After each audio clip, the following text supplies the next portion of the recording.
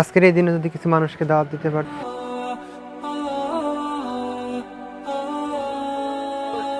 আরে यार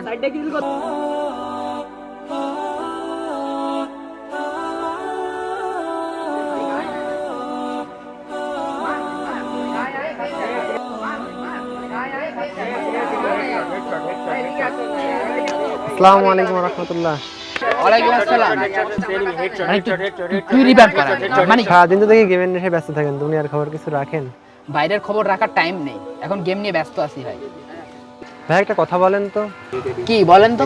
যে মানুষটা আপনাদেরকে আপনাদের জন্মের আগে থেকেও ভালোবাসে, ওয়েট ওয়েট ওয়েট, আমার জন্মের আগে আমাকে কে ভালোবাসবে? তাই তো। যিনি আপনাকে না নিয়ে জান্নাতে যাবেন না, যিনি সারা বিশ্বের নেতা জনাবে মোহাম্মদ সাল্লাল্লাহু আলাইহি ওয়াসাল্লাম, সেই মানুষটাকে ব্যঙ্গ করা হলো আপনাদের জানার সময় নেই। শুনুন, আল্লাহ তাআলা আপনাদের উদ্দেশ্যে কি বলছেন, আলাম ইয়ানিল্লাযিনা আমানু আন তাকশা কুলুবুহুম লিযিকরিল্লাহ। এখনো কি সময় আসেনি আল্লাহর স্মরণে হৃদয়টা বিগলিত হবার? সারাদিন তো পাবজি ফ্রি ফায়ার নিয়ে ব্যস্ত থাকেন, সময় পেলে একটু পড়েন।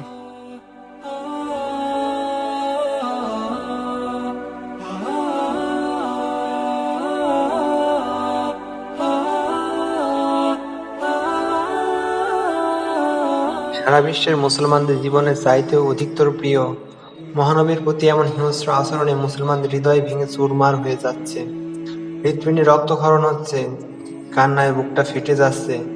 আর তুমি তুমি মত্ত আছো মিছে দুনিয়ার খেলতামাশা নিয়ে। তাহলে কি বোঝা গেল? তোমার ভিতরের ইমানের যে দাবি করছো, এটার কিছুই নেই।